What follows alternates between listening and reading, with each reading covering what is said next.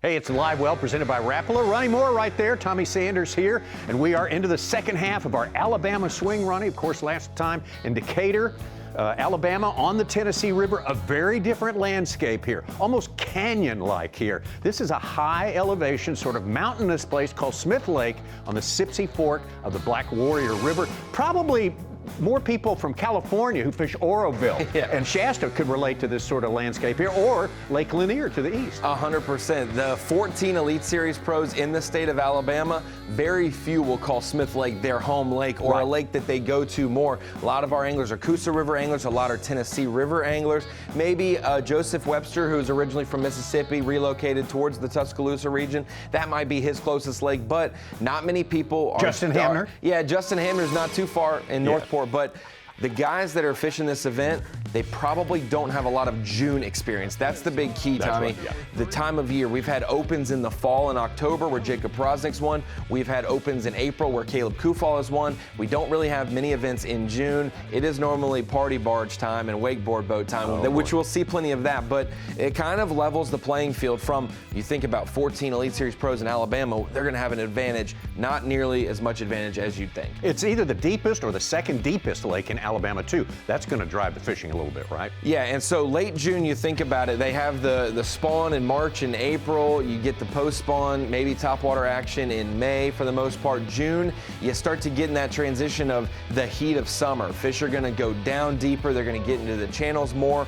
Maybe they push farther back in some creeks if they are shallow fish, but you're going to see a lot more deeper fishing. But the one big thing, and I talked to local there, Brent Crow, he is one who I've been at Smith with him in the boat for different media events, and he is one who's very smart at that lake and says, hey, with as much boat pressure as we're going to get, that may minimize some of the strengths of those offshore and deeper water guys. The topwater fish may not come up as much. They may stay down more. It may be harder to present your bait to those fish.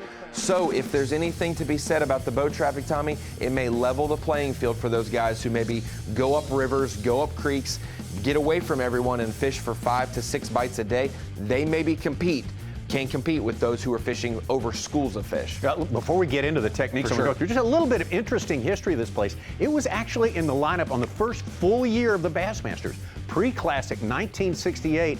They went there in 1968 and didn't go back until a tour event in 2004.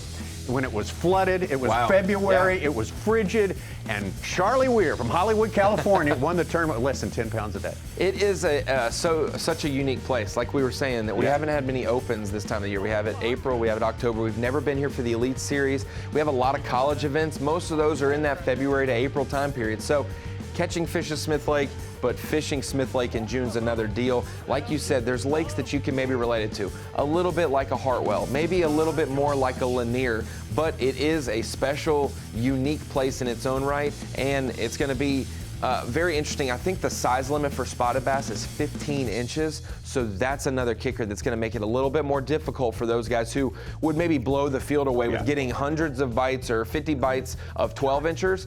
Getting that 15-inch keeper is going to be a big deal for spots. Very tough to get a limit. Also a herring lake, right? Yes, 100%. But talking to Brent, he said it acts different than other herring lakes. He said most places I can go, they're schooling. You know, if I go there in a 2 or 3 day window, I will see them school throughout the day at least a couple times during my trip to those different lakes that have blueback herring.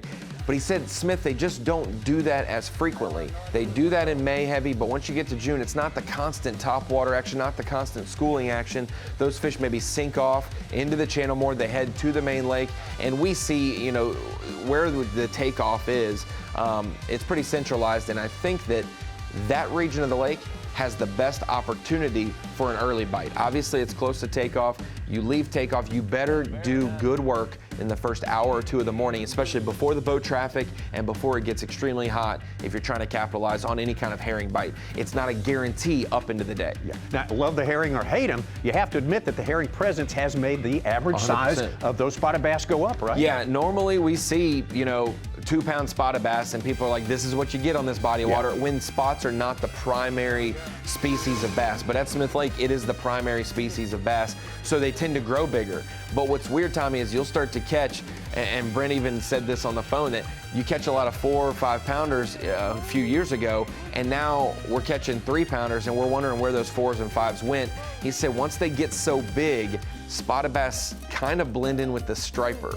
They maybe are schooled up with striper. They maybe get a little deeper. If your lake has offshore timber, they get on those deepest timber lines, and they just hang out there with the striper. Way harder to catch. Yes, and harder to target, harder to catch. No rhyme or reason sometimes, but if somebody can unlock an extra deep bite on schools of spotted bass, maybe those are the big ones they need. But that is kind of a unique situation when you're like, I guess the bully, which is a 5-pound spotted bass, gangs up with the best bully in the lake, which is a big striper. They kind of hang together. That's the way they always they work. leave the largemouth alone up in the every creek. aspect Yes. of it. Okay, you care to venture a guess on what it's going to take to make Championship Sunday? Ooh, that's what he said. You know, there will be people who maybe catch 5 keepers a day. There may be some people who go through numbers. Some guys who go out and just target largemouth. Some guys who will have to exclusively do spotted bass. You're going to kind of have to pick, because it is a very big body of water. It might be narrow, but you have to go far away. I would expect if you're in that realm of 12 pounds a day, 10 pounds a day, you're going to be close. You're going to be somewhere in that 25th place, you know, maybe outside the top 10. Who knows? But it's the Elite Series with the technology we have, with the skill of the anglers. And whenever we show up to town, it seems like magic always happens anyways, even when it's expected to be tough. Maybe on the heavier side, but I couldn't imagine more than 15 pounds a day winning this. But the one big key, we've seen guys like Jason Christie do it at other lakes and things, maybe, and he's even done it at Smith, John Cox maybe. If someone goes way up a river, they could probably bust a big bag of largemouth, at least on day 1. Whether that holds up day 2, 3, and 4 remains to be seen. Yeah. But if someone can go bust 20 plus pounds of largemouth some way, somehow, and then maybe get a good spotted bass start, maybe a limit each day after that, day 2, 3, 4, secure a limit and go largemouth fishing, maybe they have an edge on the competition. One of our smallest lakes will be at all year, only 21,000 acres, but there is a lot of places to hide. There's no wide open spaces there. It is all little canyons going back and forth. When I said Smith Lake's a big body of water, you said, per capita of the water, not big, but how far it spans, you can go as far as you want and run away from the boat traffic if you want. Maybe run away from the fish. I'm not sure. Well, some of these guys will go. They will go to some extremes. When we look at our Bass Track map on Bassmaster Live, you're going to probably see people in all stretches of this lake, because there are 3 main arms that you can go up, and you can go up 2 of those pretty far. In general terms, who's going to be doing what there? I wouldn't count out Jordan Lee and a Gerald Swindle, guys who at least have called Cullman a home or a place that they've spent time at. Those guys, I think, could factor. Some of the young guys with technology could definitely unlock something. I think there's going to be a good mixture of people who have knowledge of Smith, people who've never been to Smith and are sold out on largemouth, and people who've never been to Smith that find it on spotted bass. I think that there's going to be a good mixture, because none of these guys are true locals, but you're going to probably see the soft plastic jerk baits on the surface, trying to entice them, walk-in topwater baits for sure. You're going to probably see some drop shots and some jig head minnow type deals, but there's some X factors. Some underspin play could happen. If you do go back in the creek, maybe a shaky head works big time. I could see somebody also running the banks with a buzz bait or a plopper style lure for sure, for largemouth maybe. Dock fishing could factor depending on how shallow they get to. Going to be quite a treat. The Elite Series has spotted bass. Oh yeah, I love spotted bass too. A treat for everybody. Again, the Elites have never been to Smith Lake. So there it is for you, the TNT Bassmaster Elite at Smith Lake, Cullman, Alabama, Thursday through Sunday. Coverage here on Bassmaster.com. Also on the weekends on FS1, and that is your live well for this week.